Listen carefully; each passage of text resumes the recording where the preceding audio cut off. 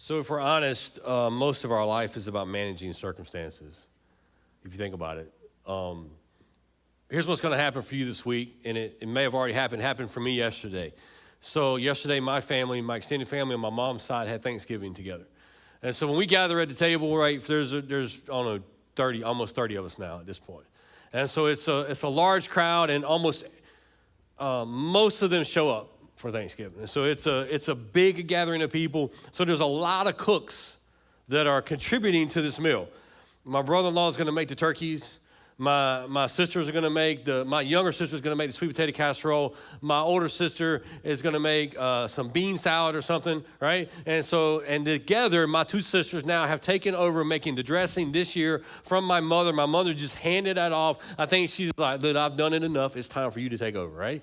And so she's handed that off. And so there's all kinds of good stuff. My wife is going to make macaroni and cheese and green bean casserole. And so we're all contributing. There's going to be cakes. There's going to be all kinds of desserts. And so what we have to understand is that when we go through the line, are you with me? When you go through the line at Thanksgiving, you're going to be very selective and very intentional about what you do on your plate, right? You have to manage that circumstance in a way for your best benefit. And so when we went to the line, and so I got up there and I picked up the plate, and I was like, really? This plate was one of those oval plates, and so it was elongated, but it wasn't like the thick Chinette plate that will hold some stuff. It was one of those little flimsy plates. And so when I got to the mac and cheese that my wife had made, that thing had been sitting in the crock pot for 4 hours. It was like molten lava. And so you're trying to hold that plate, and then that thing is burning a hole through your hand, but you can't let it go because it's all so good. And then you got to negotiate the space on your plate for all the stuff that you want to put on there. And then what happens? Now, this didn't happen at this time, but what happens if maybe a cousin marries somebody new and then they bring something? Now, you don't know if they can cook or not, right? Maybe they bring a casserole. It might look really good on the surface. It might look really good. And you think, oh, that might be good. But you don't get a lot of it your first time through. Why? Because you're thinking about your second time through already. And you want to make sure that you don't have a lot of something on your plate that you didn't eat the first time, because that looks bad going back through the second time. And so you get just a little bit. And if it's good, then you can get a big helping, right? And so it's negotiating that whole system. And when you go, you wear your stretchy pants, right? You don't want to wear something that's tight. You don't want to tuck your shirt in. You want to wear some stretchy pants so that you can eat your buffet pants, so you can enjoy the situation, because life is about managing our circumstances. And sometimes circumstances just are bad because we live in a messed up, broken, fallen world. And sometimes circumstances become very difficult, and it's hard for us, even though we want to manage them. We have no control. We have no influence. We have no authority to actually change anything. And so we just have to figure out, is there a path forward for me, even in the midst of these horrible, bad circumstances? Can I just simply take another step? Can I just simply move forward for another day? Because our circumstances are going to change. And we all spend our life managing these circumstances. I mean, COVID changed circumstances for all of us, right? I never wore a mask in my life. Right? We don't typically wear masks going into stores unless we're robbing the place.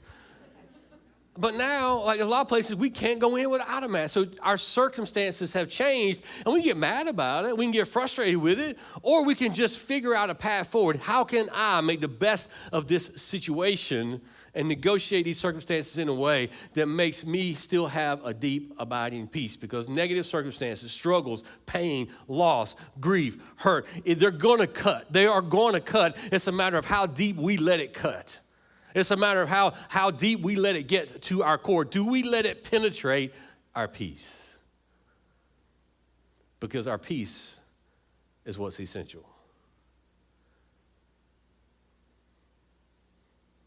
And then there's the idea of, in my mind, it all comes down to responsibility and authority, as most things do in life, if you want to be honest. The truth is, when circumstances happen that are negative, that are bad, we're going through some stuff, because honestly, let's be honest. So when you got plenty of money in the bank and you got a surplus there, I'm not talking about you're loaded, but I'm talking about all the bills are paid and you got enough money to go get a cookout milkshake or something, like it's just a little extra, like you're feeling good, you got a little bounce in your step, you just feel like everything's okay. But when it's a whole lot of month left and there's not much money left, and you know that there's some bills coming, and you know that you're going to have to like eat ramen noodles for like the last 2 weeks of the month, and it's a struggle, and it's a hurt, and it's a climb, then that's hard, right? Then that's negative, and it kind of overwhelms you. What about your relationships when things are good at home? And it just seems like you and your spouse, man, you're tracking together, right? Everything that they do is good, and everything that you do is good, and everybody's happy, and everybody's smiling, and everybody's in a good mood. It just makes your day better. But then there are times where it doesn't seem like you can do anything right in your spouse's eyes. And guess what? Then they can't do anything right in your eyes. And then all you begin to see is negative. Why? Because you start looking for the negative. And if you look for it, you'll see it. And you just keep seeing it, and it just keeps piling up. And then that begins to overwhelm your countenance, and it begins to mess with your peace. How deep do you let it go? How deep is that cut?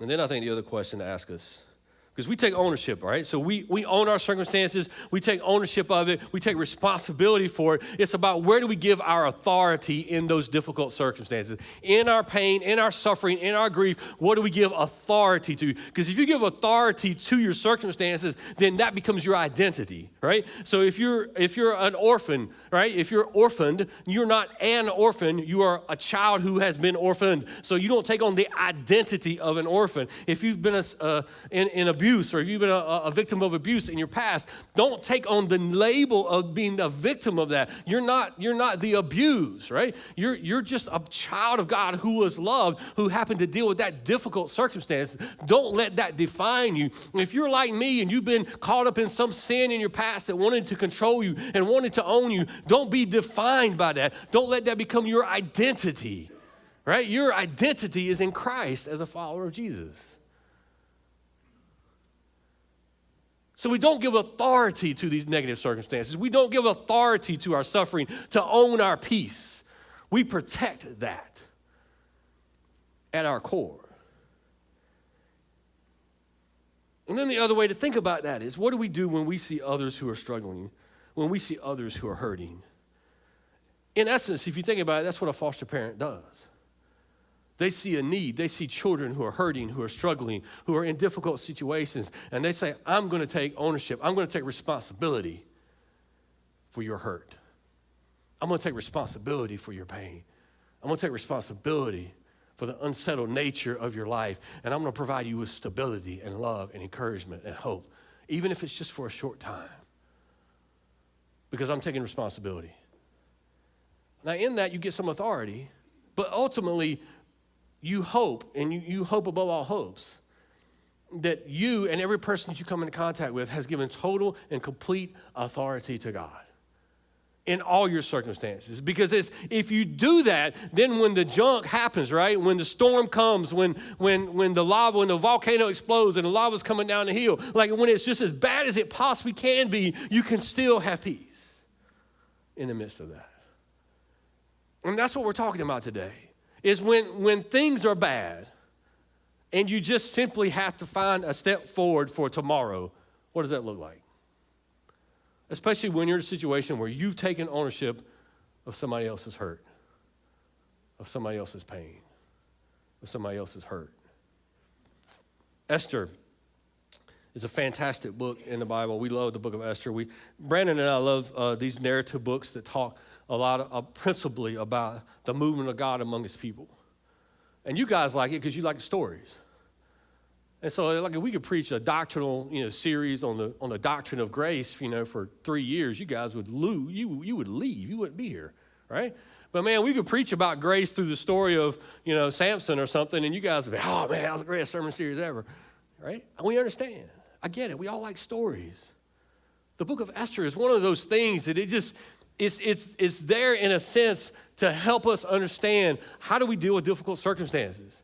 Let's think about what's going on in the book of Esther. This is a season of time in the nation of Israel's history where they have rebelled against God, and God has punished them by allowing Babylon and King Nebuchadnezzar to come in and to destroy the kingdoms, and he's removed the people out and taken them into exile. And then Babylonia, the kingdom of Babylon, has now been controlled and defeated by the Persians. The Persians are now in control during this time, and there's a king, Xerxes. Ahasuerus is actually what we call him in the Bible, but he's actually, most historians say it's King Xerxes, the first of Persia, that's in control at this point.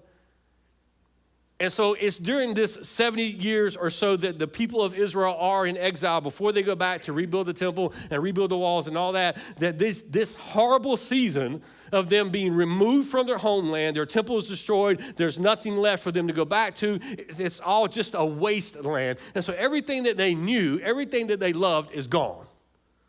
It's gone. And so now there are people in exile living in a foreign country and a foreign government with no influence and no power and no significance. The prophet Jeremiah actually speaks to the people during this season, and he tells them, hey, just settle in. Figure out a way forward, because this is not going to be over anytime soon. It's going to be at least 70 years. Figure out a way forward. Make the best of it. And so they do that. And there's a man by the name of Mordecai who was in Jerusalem, and he was taken with the exiles into exile. And it's during this season of time that we're looking at, how is Mordecai operating in exile?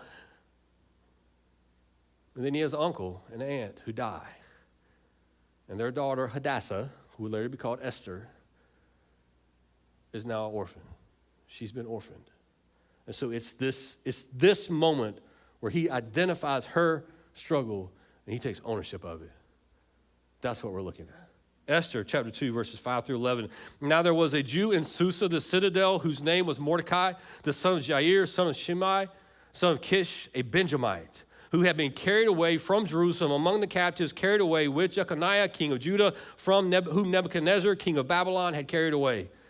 And he was bringing up Hadassah, that is Esther, the daughter of his uncle, for she had neither father nor mother. The young woman had a beautiful figure and was lovely to look at. And when her father and her mother died, Mordecai took her as his own daughter. So when the king's order and his edict were proclaimed, and when many young women were gathered in Susa, the citadel, in custody of Hegai, Esther also was taken into the king's palace and put in custody of Hegai, who had charge of the women. And the young woman pleased him and won his favor. And he quickly provided her with her cosmetics and her portion of food, and with 7 chosen young women from the king's palace, and advanced her and her young women to the best place in the harem. Esther had not made known her people or kindred, for Mordecai had commanded her not to make it known. And every day Mordecai walked in front of the court of the harem to learn how Esther was and what was happening to her. Key point number 1 is this, is that unexpected loss can lead to difficult circumstances. You guys have experienced this maybe in your life. You guys maybe have seen others around you experience it. When a loss comes that's unexpected, it's heartbreaking. It's defeating. You feel like you're wandering through a wilderness with no direction, and you just don't know what to do. And there's hopelessness in that. In this situation, you think about it. We don't really know at what point along the journey, but we believe, most scholars would argue, that Esther, Hadassah, was actually born in exile. So she's a child of exile. So it's after that they have been in exile that her parents die. And then Mordecai takes over her care. And he becomes her surrogate father. So he's her cousin. But evidently he's obviously an older cousin. And so he takes ownership of her circumstances. And so in doing that, we understand very clearly that his circumstances now become more difficult. Because we don't know, we just assume that maybe he's not married, maybe he doesn't have kids, but yet he's a man who's trying to make his life. And so he has dreams and visions and ideas, and now he's got responsibilities here that he didn't plan on. And so that requires him to make compromises and sacrifices that he hadn't intended to do in order to take on the ownership of Esther's struggle, Esther's pain, Esther's hurt. So it created difficult circumstances for him. And then obviously for Esther, she has no parents. We don't know at what age she lost her parents. We don't understand when that took place. But now she's a young woman and she's beautiful. And Mordecai has this burden for her. Like he's taken on a fatherly role. And you can see in his actions, in his responses, that he's owning that with the fullness of who he is. But it's difficult. When her parents died, Mordecai said, I'll step in.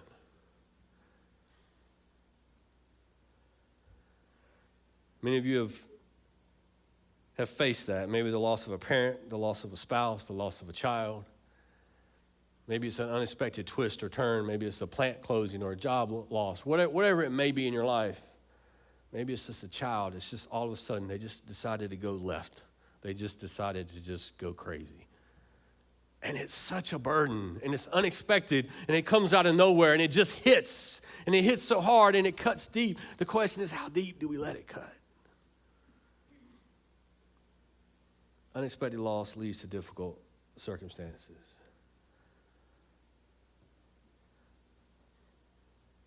Here's where we get into the meat of it, though. Key point number 2 is that sometimes being chosen isn't ideal. Sometimes being chosen isn't ideal. And so in this culture, we have to understand culturally, it's hard for us to even fathom this or even understand this, but in the Persian Empire, in their culture, when the king is established, and we just understand just based on history, what we know is that there's this huge separation between the king and the people. And so even the king and his royal court, some of them never will see his face. Some of them never will be in his presence. Some of them will never be in the same room with him. But then, so we think that Mordecai was somebody of some kind of official office within the king's court, but probably not somebody of any real significance or true prominence. But culturally, he was a little bit above everybody else. And so as far as a Jewish person making a pathway and doing the best that he can in his culture, he's doing that. He's living out what Jeremiah has told him to do. And so when you get selected as a young woman to be in the king's harem, it actually was a position of honor. It was a thing of honor for a young woman to be deemed beautiful enough and pristine enough and of the right prestigious nature to be brought into the king's harem and to be groomed. And you could live out your whole life and never actually come face to face with the king. But if you're the most beautiful, the scripture says Esther was beautiful in form and she was beautiful to look at. She was a 10, man. She was one of those women. When she walked in the room, every head turned to look, the men and the women. And they were looking for different reasons, right? We understand that, right? Guys were looking because guys are just, we're stupid and we're drawn to that, right? But women were looking because they want anybody in the room that's prettier than they are. I mean, that's just the way it is, right? Isn't there a struggle with that? And so we understand that. We understand that she was a beautiful woman. When she walked in the room, every head turned. And it was like, wow. And so she gets pulled into the harem, and then when she's in the harem, she becomes a favored within the harem, and she is raised up and placed above that and given 7 other women under her to serve her and care for her within the harem of the king. And so it's this place of elevation, and if you're not a Jewish person who doesn't believe that that's good of their culture, they would have celebrated that. But I'm sure that's not the dream that Mordecai had for Esther. I'm sure for a Jewish young woman to grow up and to be in the lead harem position of a foreign king was not part of the plan. But what do you do? Have you ever been in those situations where you just felt like you were powerless? Because sometimes being chosen is not ideal. So we know this as parents, right? Has your kid ever been chosen for something or been selected for something? You're like, man, that's really not a good idea. Right? And you kind of been scared about it. We remember my daughter, who's a beautiful young woman, tremendous. I love her dearly, and she got mad at me after the first service about this example. But I'm going to use it anyway because it's really good. And she told me that this is it. I can never mention this again in public. But the reality is that she just can't dance. So when she was in middle school and she got selected right? To be in dance as an elective. Like you get an elective, but you don't actually get to choose your elective. You just kind of get assigned to it. And so we all kind of looked at each other in the house. We were like, oh man, this is not going to be good, right? Because Kayla she can't dance. Bless her heart. She makes a mean cheesecake, but she can't dance. And so when she got selected for that, it really wasn't ideal. We knew it wasn't ideal, but it was just something that she had to go through. And she had to be on stage in parents' night, and all the parents are there, and everybody's there watching her. And she had to dance in front of everybody. And she was mortified to have to do that. But we were right there with her to pick on her and make fun of her. That's what good families do, right? We're going to love you through this by making fun of it for the rest of your life. No, I'm just kidding. Like, we love each other. You don't think that there's things they don't pick on me about all my life? One of these days, I'll just call them all up here. We'll give all my family a microphone, and they can just talk for 3 hours about how stupid I am, right? That would be fun. I get Tony up here. Tony, you could talk for about 30 minutes about how stupid I am. It's dangerous to be in the house of a preacher. It's dangerous. But just think about this. Being selected for this harem, in the culture it might be good, but being selected is not always good. If we think about it in terms of this idea that being chosen, and we've seen in spiritual leaders, we've seen some of the superstar, like modern day preachers who just become elevated. They become famous. They become superheroes almost. And so they get elevated to a place and they become chosen by culture. They become chosen by Christian culture. They become chosen because they're good communicators, and then maybe they build a big ministry and people talk about how great they are and how fantastic they are. And they begin to believe their own press clippings, and they begin to believe how fantastic they are, to the place where they begin to believe that their life and their sin is just not approachable by others. When they begin to do things that sound and look a whole lot like an earthly king. Have you had those leaders? People who just thought that they were bigger than the ministry, thought that they were bigger than anything else, and what they're really saying is that I'm bigger than God, right?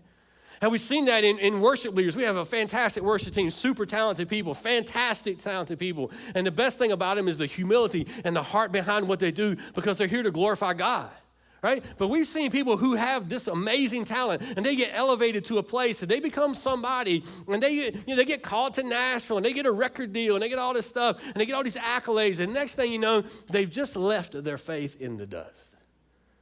They might still be singing Christian songs, but they're not living a Christian life. We've seen that. Sometimes it's not good to be chosen. Sometimes our humility is just not strong enough to be chosen. Sometimes it's better for us to be ignored. Sometimes it's better for us to just serve in solitude and serve in silence.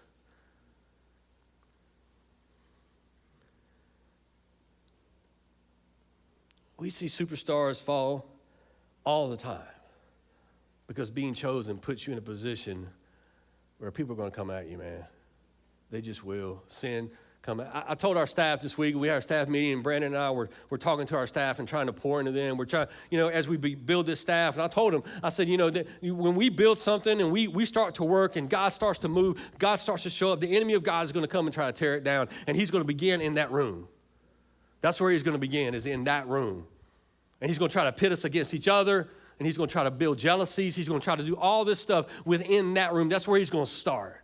And so we have to be spiritually strong. We have to be spiritually sound. We have to be humble before the Lord.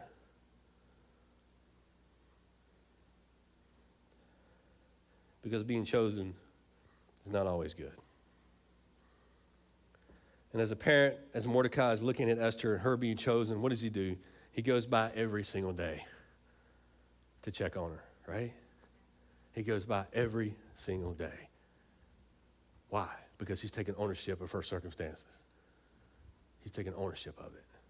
She matters to him. Her well-being matters to him. And probably the worst nightmare that he could have is that she gets chosen to go before the king. Key point number 3 brings us to that idea, is that watching can sometimes be just as painful as the experience. Esther had not made it known who she was. She hadn't told them of her heritage or Jewish heritage. Why did she do that? She did that because Mordecai said, hey, don't tell them. And because he's taken ownership of her circumstances and he's taken ownership of her care and he's been that father figure, then now she's given him authority to speak wisdom into her, and she will come to him for direction and advice. And so she's listening to his authority when he commands her, the scripture says. He commanded her as his role as her father, even though he's not her biological father. In his fatherly role in her life, he's commanded her, hey, don't tell him who you are. Why would he say that to her? He would say that to her because them understanding who she was would not be good for her. There's a reason you don't say that. There's a reason you don't tell them of your heritage. Don't tell them who you are. Don't tell them where you're from. Because status in that culture was huge. Don't tell them you're part of the minority culture. They won't look as favorably on you. It might be bad for you in some way. It might be negative consequences. It might make our circumstances worse. Let's just keep it on the down low, who we are, right? Don't tell people. He's watching this from afar, and he really has no control. He really has no power. He can't go in to see her. He can't get beyond. He's just inquiring of the people that he has access to who might know somebody who knows somebody who knows somebody who might be actually around her from time to time, maybe bringing her food or whatever. And he's trying to get just a whisper of how's she doing? Is she okay? Is she sad? Is she happy? Is she in pain? Is she hurting? Is she crying at night? What's going on with her? And you can just feel that anguish. If I can't control it, I can't be there, it's harder for me to watch it than it is for you to actually go through it. As a parent, we know that. I mean, we tell our kids, right? We get ready to spank a kid. Back in the day when we used to spank kids, we would tell kids, my dad told me, son, this is going to hurt me worse than it's going to hurt you. I'm like, no, Dad, I think you got this wrong. Unless you're going to pull a muscle or something or break your arm when you're beating me, it's going to hurt me more. It really is. But what my dad was saying in that moment was, like, emotionally, the last thing he wanted to do was hit his kid. But he knew the best thing for me was for me to feel that pain. And that's hard as a parent to know that. I remember when my son was playing football. As a young kid, he wanted to play football. So we go out and we're playing football. His first time on a team ever. His first time in athletics ever. And so we go out to this practice. And these kids are little. I mean, Brock was always bigger than everybody else, but he was still little. He was a little kid. And he goes out, and you know the time when the kids go out and they're playing football and the helmet's so big they can't hardly run with them, some of them, and they're just kind of staggering around with the pads on, and the pads just swallow them up. But anyway, they're out running, and this coach was hardcore, man. He had these little kids running up this hill, doing suicides and doing all this stuff. They ain't even touched the football yet, and they're just running. And the moms are freaking out because it's hot out there. And the moms finally yell at the coach, hey, coach, how about a water break? Because the dads are thinking it, but we're not going to yell out because we don't want to be seen as weak. But the moms don't care. They're just going to take over, right? Now, my son needs a water break, coach. I don't know who you think you are. So the coach relented, and my son comes over to me, and in that moment, we communicated together with a look. And I could see the look in his eyes. Guys can do that too. We can communicate with a look. It's just not as scary when we do it as when you do it. But I'm just saying, like, we can do that. And my son looked at me, and without saying a word, what he was saying to me was, Dad, we could get in the truck, and we could just go home right now. And this will all be over for all of us. Because it's hot out here, and I didn't know we were going to be running. I thought we were just going to be playing football. I could just see it on his face. And I looked at him, and I said, son, don't even do that. I said, don't even do that. I said, you're going to finish this. And so he went back out there. And he participated. He did the best he could. And year after year, he kept playing football. And he began to negotiate his way through that so that when they were doing planks and stuff, he's resting on his face mask, He would work really hard when the coach was looking, but when the coach wasn't looking, he would just lay there. He negotiated his way. I was so proud of him. It was awesome. But watching him go through that was hard. Going to practice and seeing the coach yell at him, it was hard. Watching him do these drills where he's running at this other kid wide open and they just hit each other. That's hard as a parent to watch that. But that's part of being a parent sometimes. We can't control every moment. We can't control all the circumstances for our kid.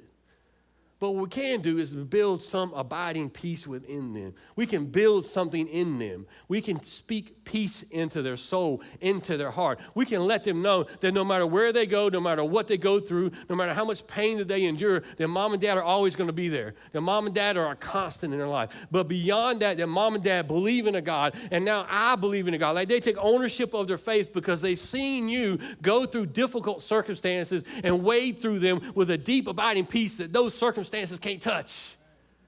And you've imparted that into your kid by letting them watch you negotiate the mess of your marriage, the mess of your life, the mess of your career, the mess of your finances, and find a pathway forward in the midst of that. And they've seen something there.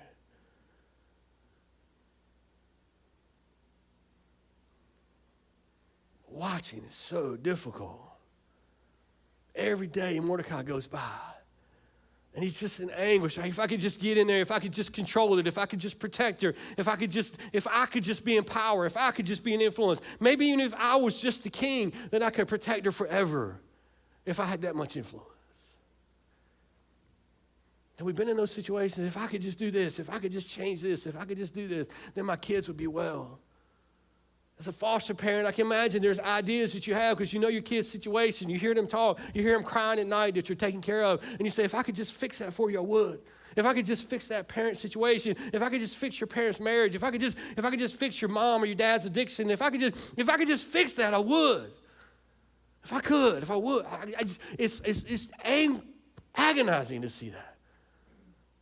To see other people hurt and know that your love is so passionate and you're so involved that you want to fix it, you want to do something, but you just simply can't because you just don't have the influence. So what do? Here's what I know. I know we sang all these fantastic songs, right? About the promise of God, about the hope of God, about the deliverance of God, about God's ability to be there, about the goodness of God. Right? All my life you have been faithful, we say. All my life. And if you've lived long enough, you've had some mess in your life to deal with. You've dealt with some grief. You've dealt with some hurt. You've dealt with some betrayal. You've dealt with some abuse. And yet we just say, all my life you have been faithful. So even during those times, you're proclaiming that God was faithful. Why can't we do that? It's because of the cross. It's because if nothing good according to this world happens from this day forward in your life, you still have the cross. You still have it. Do you understand what that means? Right? Do you understand the peace that should give us?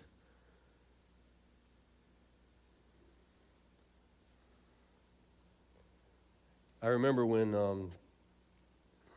my wife's cousin, her husband was dying with ALS.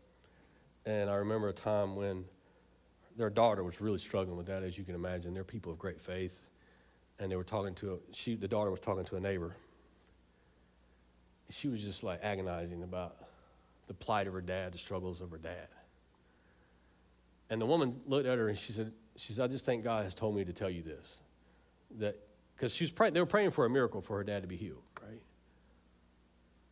And the woman said to her, she said, I think God has told me to tell you that isn't heaven enough of a miracle?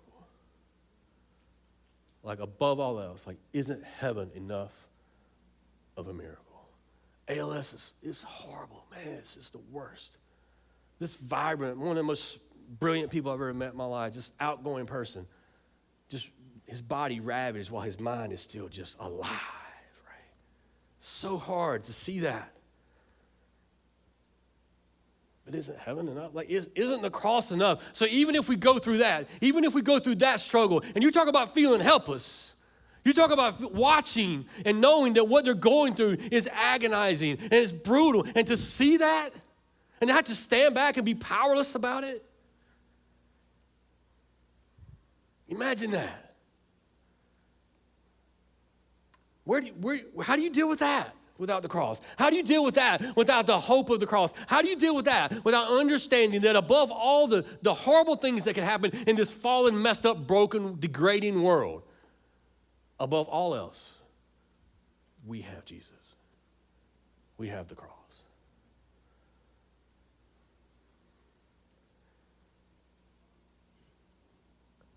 That's our next step today, right? Is that we're going to search for peace in our difficult circumstances.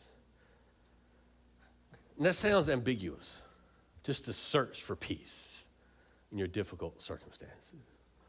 And, without giving too much away of what's coming, the reality is this, is that if you're not a follower of Jesus, then whatever you're finding your peace in at this moment, you're going to find it wanting. It's not going to hold up. The storms will tear it apart. It's the house built on the sand. It's not going to withstand the waves and the wind. It's just simply not. But if Jesus is everything that you built your life on, if that promise, that hope, that understanding that even in your sin, Christ died for you, right? Even in your rebellion, God said, I'm going to love you anyway, over and above your rebellion. Even in that, if you understand that can carry you through everything. That and that alone is your peace. So I'm just telling you, if you're in this room and you've been looking for peace in any other place, today you need to reset that. You just need to make that right. And what that really means is that you're going to proclaim today that from this moment forward, you're going to pursue Jesus as your peace. And that means you're going to follow him. You're going to surrender yourself to him, his lordship in your life, his leadership, his salvation, his hope. That's what you're going to do. We got baptisms coming up on the 5th of December. It's a great way for you to respond, to say, I'm going to follow Jesus. I'm going to get baptized. We already have people signed up for baptism. It's going to be a fantastic, awesome celebration of God's transforming power and his abiding peace that he implants in us so that when life wants to cut, even though it might be a deep cut, it never can touch our peace. Father God, we thank you this morning that your power and your spirit can always overwhelm our circumstances. And your peace can just penetrate us at such a deep level that nothing can touch it. No oppression can touch it. No disregard can touch it. No abuse can touch it.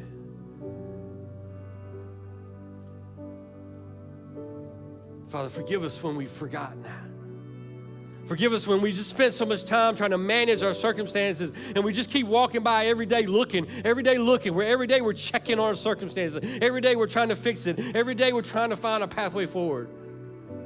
When the only pathway forward is to get on our knees before you and just beg you to come and give us peace. I pray that we do that in this moment. In Jesus' name we pray, amen. I'm going to ask if you'll stand. This is the moment where we respond to everything that God's done in our heart today. If you want to follow Jesus today, maybe for the first time, this is the pathway forward. You can fill out a Connect card that's in front of you. You can come and you can talk to Pastor Brandon and I at the cross. You can come and talk to us at the Next Steps desk after the service is over. Fill out that Connect card. Let us know what God is doing in your life. You can text Connect to 919-646-8668. Fill out an electronic version. You can come and you can pray with us at the cross. We'd love to help you in whatever God is doing in your life, however God is moving, let us help you along in that journey. If you come today to give and you're prepared just to say, I want to invest in what this church is doing because I believe in the church in motion and I want to see God exalted through the ministries of this church, then you can give. You can go to our website. You can go to our giving tab. You can set up a one-time gift or a recurring gift. You can give at the back of the giving kiosk, at the back of the worship center, in the giving kiosk today if you came prepared to give today. We're going to do our best to be good stewards of that money and allocate it in such a way that God is glorified in our ministry. The other way that you can respond today is that we're trying to bless foster kids like Esther. We're trying to bless kids like her in our own community. And we're trying to bless those foster parents who are loving on those kids, like Mordecai. And so we have some cards that are still on the board. We have about 35 left, I think. We got 100 last week, and we went and got 50 or 40 more in the middle of the week. And so first service took some. I don't want to see any. Like when I leave here today, they need to be gone, right? These kids need to be loved. Like let's make a statement that we're gonna blow Johnson County DSS away. Like they won't understand. Like you came back and you got more. She was shocked when I came back, right? She was shocked. It's just a simple thing. We're going to take ownership of their circumstances for just a little bit at Christmas. And we might have to sacrifice to do it, but we're going to do it because we want them to see the love, right? So let's respond during the song.